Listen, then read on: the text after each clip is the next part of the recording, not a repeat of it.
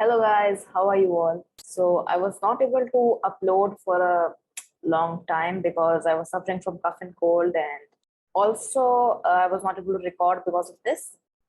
And there were some weekly tests in the school, so I was not having time to record, and all these factors caused a delay in my upcoming video. So let's not waste time and begin with this video, which is about the September 11 attacks in the United States of America. It was the day that shocked the whole world. So let's begin. It was September 11, 2001 when a series of deadly attacks in the USA occurred, and they surprised the whole country and the entire world. It was done by the Al Qaeda terrorist group when important buildings like the World Trade Center and the Pentagon were attacked. And the weapons that were used were not ordinary guns, bombs, etc. The weapons that were used were hijacked commercial flights. These flights were deliberately crashed into the buildings. The attack on USA was planned by the Al Qaeda leader Osama bin Laden, whose photo you can see it on the right side. And in total, 2,996 people were killed and around 25,000 were injured, which makes it the deadliest terrorist attack in human history. So let's go into details and study the attacks. First is the attack on the World Trade Center. American Airlines Flight 11, which was operated by a Boeing 767, took off from Boston and it was bound for Los Angeles with 92 occupants on board. So it was hijacked by 5 hijackers, which would belong to the Al Qaeda group. And one of these 5 hijackers was Muhammad Atta, who was the ringleader of the 9/11 attacks. And the plane was hijacked and then crashed into the North Tower of the World Trade Center. And a few minutes after hijacking of Flight 11, Flight 175, operated by United Airlines, was also hijacked. And it was flying on the same route, it had the same aircraft, and it had 65 occupants on board. The hijackers crashed Flight 175 into the South Tower of the World Trade Center. So all occupants on board both these planes and many people inside the towers and the emergency workers, they perished.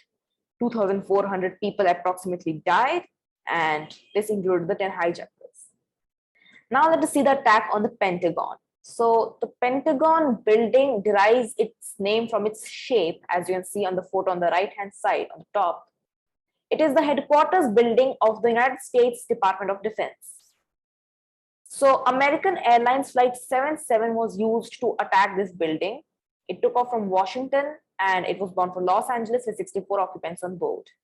And the aircraft operating it was a Boeing 757. After some time of taking off, it got hijacked by 5 Al Qaeda terrorists. They took control of the plane and they crashed it into the Pentagon building. In total, 189 people were killed, which included 64 on the aircraft and 125 on the ground. And this included the 5 hijackers also. Now, the most interesting one is the heroism in Flight 93. So, United Airlines Flight 93, which is operated by Boeing 757, was flying from Newark to San Francisco with 44 occupants on board. It also got hijacked by another 4 Al Qaeda terrorists. Now, over here, one thing to be noted is that Flight 93 had 4 hijackers on it, and other flights had 5 hijackers on it.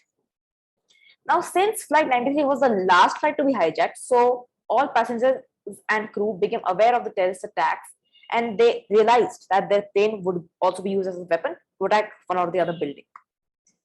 So the passengers tried to revolt against the hijackers. The hijackers also tried to subdue the passengers, and the hijackers had already taken control in the cockpit. So afraid of getting overpowered, the hijackers, they just crashed the plane into a field near Shanksville in Pennsylvania. Investigators found that the intended target was either the US Capitol building, like the government building, and it could also be the White House, that is the official residence of the President of USA. And due to the bravery and sacrifice of the passengers and because of this courageous attitude, a lot of people in those buildings were saved, and these 40 people are regarded as the heroes of the 9/11 attacks. Now, to keep the memory of these attacks, there were some memorials which were established. The most prominent one was the National September 11 Memorial, which has 2 square pools almost at the exact position where the former Twin Towers used to stand.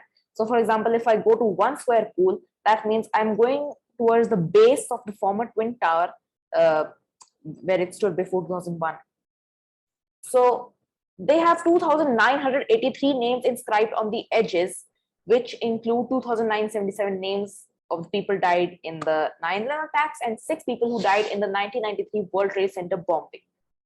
Now, although 2,996 people were killed in 9/11, but only 2,977 names are written because the 19 hijackers' names are excluded from the memorials. Second one is the Pentagon Memorial, which has 184 benches in memory of the people who were killed in the attacks. Third one, which we're going to talk about, is the Flight 93 National Memorial, which commemorates the heroism of the 40 passengers and crew. Just like we discussed in the last slide, they fought against the hijackers and saved many lives in the White House and in the US Capitol. Now, one more, and the special one, is that the American flag flies on the terminal gates of the respective airports from where the doomed flights departed for takeoff. So, like on September 11, if United Airlines Flight 93 departed from gate A17 at Newark Airport, then the flag of USA has been put on the aero bridge over there. You can see it on the right-hand side picture, which I have circled also. Okay. Now, let us see how the US government responded to these attacks. President George W. Bush addressed the nation on the night of these attacks from the Oval Office of the White House. And he also announced a global war on terror. So this included the invasions of Afghanistan in 2001 and Iraq in 2003. So the aim of this global war on terror was to wipe out the terrorist organizations like the Al-Qaeda, Taliban, and other ones, etc. Okay. And when President Barack Obama came into the presidency, the American Special Forces finally killed Osama bin Laden in Pakistan in 2011 after searching for a very long time. Okay, so at last, that's all for the video. Thanks for watching. Do subscribe for more informative videos and see you soon in the next video. And finally, this video is in the loving memory of the many 2,977 people who lost their lives in these deadly attacks. Thank you for watching.